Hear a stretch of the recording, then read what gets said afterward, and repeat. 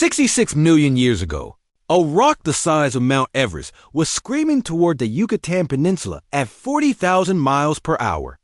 In our timeline, it triggered a global furnace followed by a decade of darkness. But in this simulation, the asteroid arrives just 10 minutes late. Because the Earth is rotating, the asteroid misses the shallow seas of Mexico and splashes harmlessly into the deep Pacific Ocean. There are massive tsunamis, yes, but the kill mechanism of soot and sulfur never chokes the sky. The giants wake up the next morning, unaware that they just won't die.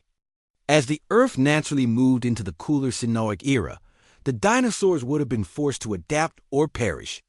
We often think of them as cold-blooded lizards, but modern paleontology tells us many were already feathered. In this probable Earth, we would see the rise of boreal dinosaurs. Picture a tyrannosaur not with scaly skin, but covered in a thick, snowy white coat of proto-feathers, hunting in the forests of a frozen North America. The massive sauropods would shrink in size to conserve heat, evolving into alpine titans that migrate across mountain ranges like giant scaly mammoths. In our world, the vacuum left by dinosaurs allowed mammals to explode in size and intelligence. Without that vacancy, the mammalian revolution is strangled in its crib. For 60 million years, our ancestors remained small, rodent-like creatures living in burrows. There are no horses, no whales, no lions, and certainly no humans. The intelligence niche is still occupied by Maniraptorans small, bird-like dinosaurs with grasping hands and large brains. In this world, the first creature to use a tool isn't a primate. It's a feathered raptor using a sharpened bone to fish. If we fast forward to the present date 2026 in this alternate timeline, we might find a planet dominated by a post-dinosaur civilization. Biological evolution might have led to the Dinosauroid, a bipedal sentient being with 3-fingered hands and binocular vision.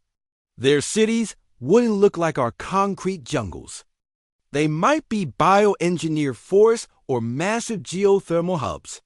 Their technology would be alien to us, perhaps based on high-level chemistry and biological breeding rather than the internal combustion engines of mammals. We often view our place at the top of the food chain as an inevitability. But this simulation proves we are actually a cosmic Plan B. We are the beneficiaries of a singular violent accident. If the dinosaurs had stayed, the Earth would be more vibrant, more terrifying, and completely close to us. We are guests in a house that was supposed to be theirs.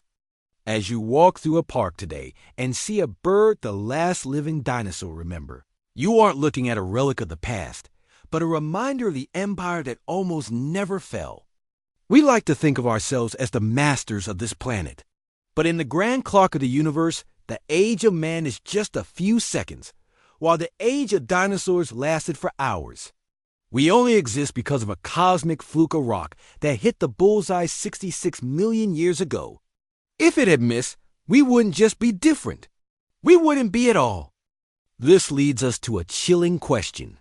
If you could travel back to that fateful Tuesday 66 million years ago, knowing that saving the dinosaurs would mean erasing yourself, your family, and every human who ever lived, would you let that asteroid hit? Or would you nudge it away to see the glory of the empire that was supposed to be? Write your one-paragraph judgment of Earth in the comments below. Do we deserve our place here, or are we just living in the stolen time of the giants?